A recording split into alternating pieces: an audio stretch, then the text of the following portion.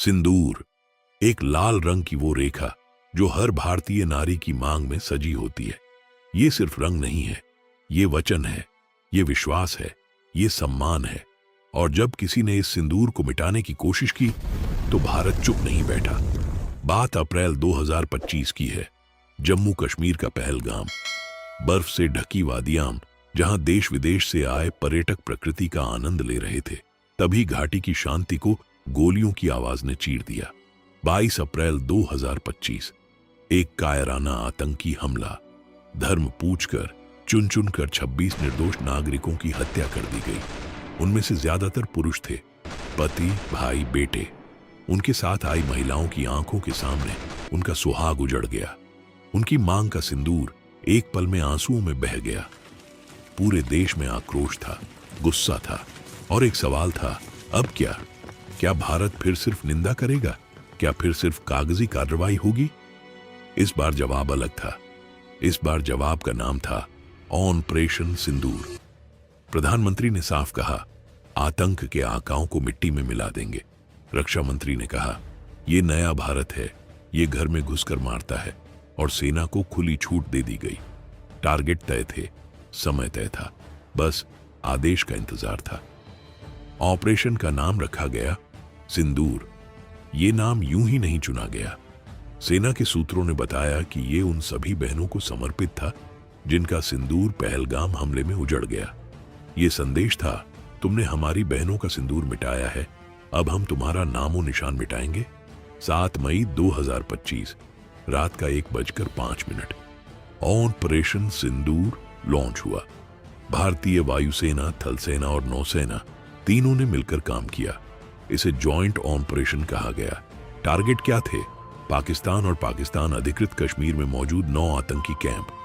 ये वो कैंप थे जहां से लश्कर-ए-तैयबा, जैश-ए-मोहम्मद और हिजबुल मुजाहिदीन के आतंकी ट्रेनिंग लेते थे। इंटेलिजेंस ने महीनों की मेहनत से इनकी एग्जैक्ट लोकेशन निकाली थी। बहावलपुर में जैश का हेडक्वार्टर, मुरीदके में लश्कर का कैंप, कोटली, मुजफ्फराबाद, एक एक ठिकाना मैप पर था। सबसे बड़ी चुनौती थी प्रिसीजन। आदेश साफ था, सिर्फ आतंकी ठिकाने, कोई नागरिक इलाका नहीं, कोई पाकिस्तानी सैन्य ठिकाना नहीं।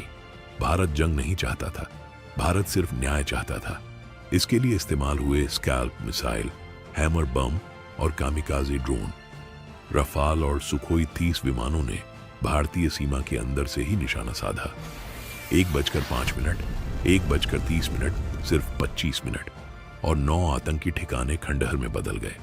बहावलपुर में जैश का मरकज सुभान अल्लाह पूरी तरह तबाह। मुरीदके में लश्कर का कैंप, जहां से 26/11 के हमलावर निकले थे, मिट्टी में मिल गया। भारतीय सेना ने सुबह 1:44 पर पहला ऑफिशियल बयान दिया, जस्टिस इज सर्व्ड, जय हिंद। साथ में एक तस्वीर, ऑपरेशन सिंदूर। भारत सरकार ने साफ किया, हमारी कार्रवाई नपी तुली थी, गैर उकसावे वाली थी। हमारा मकसद युद्ध नहीं, आतंक का खात्मा है। पाकिस्तान ने बौखलाहट में नियंत्रण रेखा पर गोलीबारी शुरू कर दी, लेकिन दुनिया जानती थी भारत ने आत्मरक्षा के अधिकार का इस्तेमाल किया है। अमेरिका, फ्रांस, रूस, इजराइल, कई देशों ने कहा कि हर देश को आतंक के खिलाफ कार्रवाई का हक है। इस ऑपरेशन में 100 से ज्यादा आतंकी मारे गए, कई बड़े कमांडर ढेर हुए। जैश का यूसुफ अजहर, लश्कर का मुदस्सर कादियान, नाम लंबा है, लेकिन सबसे अहम था मनोबल। आतंकियों के मन में जो डर बैठा वो किसी मिसाइल से बड़ा था। उन्हें समझ आ गया, अब भारत घर में घुसकर मारेगा। ऑपरेशन सिंदूर सिर्फ एक सैन्य कार्रवाई नहीं थी, ये एक संदेश था 3 लोगों के लिए। पहला, आतंकियों के लिए, तुम्हारा कोई भी ठिकाना अब महफूज नहीं। दूसरा, पाकिस्तान के लिए, अपनी जमीन से आतंक चलाओगे तो कीमत चुकानी पड़ेगी। तीसरा, भारत की हर बहन के लिए, तुम्हारे सिंदूर की रक्षा के लिए ये देश किसी भी हद तक जाएगा। 7 मई के बाद से भारत की नीति बदल गई है। अब सर्जिकल स्ट्राइक या एयर स्ट्राइक की बात नहीं होती, अब बात होती है प्रीएम्प्टिव स्ट्राइक की, यानी हमला होने से पहले ही दुश्मन को खत्म करो।